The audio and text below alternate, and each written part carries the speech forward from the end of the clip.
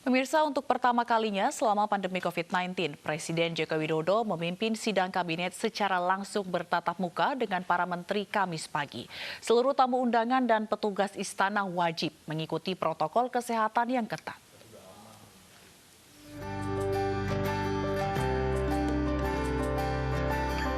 Sejak Maret lalu, rapat atau sidang kabinet digelar secara virtual untuk menghindari pertemuan fisik dalam mencegah penyebaran COVID-19. Tetapi pada fase kenormalan baru, untuk pertama kalinya, Presiden Joko Widodo menggelar sidang kabinet secara tatap muka dengan para menteri di Istana Negara Kamis pagi. Sebelum mengikuti sidang, para tamu undangan dan petugas istana wajib mengikuti protokol kesehatan, seperti rapid test dan pengukuran suhu tubuh dengan termogan dan termoscanner. Sedangkan saat rapat, letak tata kursi diatur minimal berjarak 1 hingga 2 meter. Seperti hari ini, kegiatan pemerintahan tidak boleh berhenti hanya karena pandemi.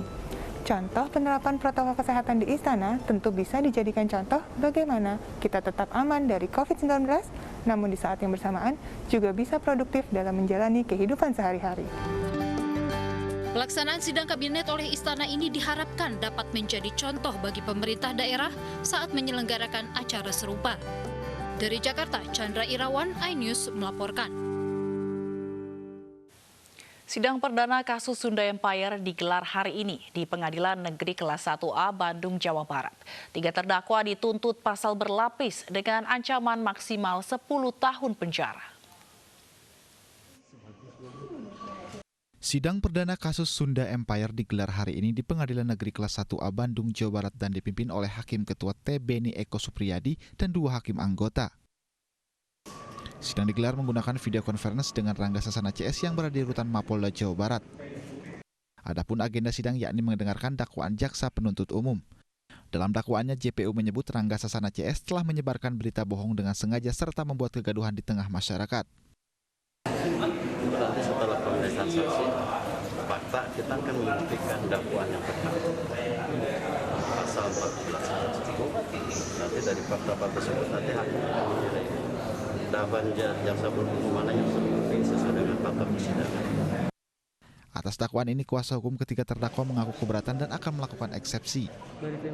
Langkah selanjutnya akan sama teman-teman tim ini akan menyampaikan di eksepsi semuanya.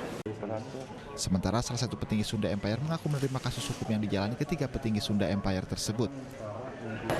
Intinya kita menerima, kan di seluruh dunia manapun hukum adalah panglima tertinggi di dalam menerima keadilan. Nah itu yang terutama petinggi dari Sunda ini diberikan kesehatan dan selalu mendapatkan berkah dari Tuhan Yang Maha Esa. Ketiga terdakwa didakwa dengan pasal berlapis, yaitu melanggar pasal 14 ayat 1 tentang Undang-Undang ITE dan pasal 55 ayat 1 KUHP dengan ancaman hukuman maksimal 10 tahun penjara. Dari Bandung, Jawa Barat, Elvan David, iNews melaporkan. Sebelumnya, keberadaan Sunda Empire sempat menghebohkan publik. Mereka mengklaim bisa hentikan serangan nuklir dan kendalikan dunia dari Bandung. Namun klaim tersebut meresahkan warga hingga akhirnya 3 petinggi Sunda Empire ditangkap karena membuat berita bohong.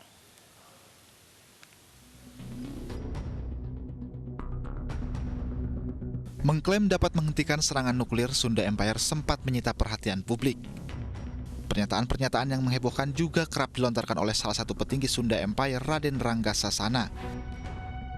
Petinggi Sunda Empire mengaku kelompoknya membawahi 54 negara termasuk Korea Utara dan Rusia.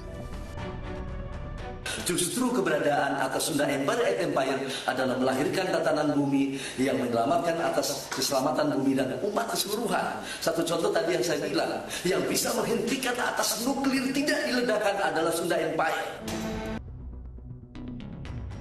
Bahkan, kelompok yang mengaku memiliki ratusan anggota ini mengklaim pemerintahan negara-negara di dunia akan berakhir 15 Agustus 2020 mendatang.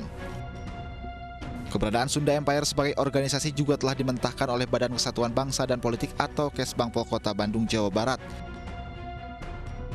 Organisasi masyarakat bernama Sunda Empire dinyatakan tidak terdaftar. Fakta-fakta mulai terkuak. Rangga Sasana yang mengaku sebagai petinggi Sunda Empire bukanlah warga tanah Pasundan.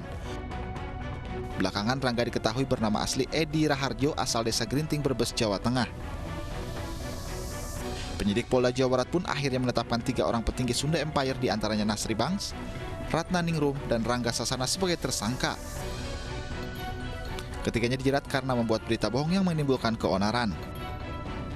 Tim Liputan iNews melaporkan. Badan Narkotika Nasional mengamankan ratusan kilogram sabu dan puluhan ribu butir pil ekstasi dalam 3 operasi berbeda di wilayah Riau dan Jawa Barat. Nilai barang sitaan diperkirakan mencapai ratusan miliar rupiah.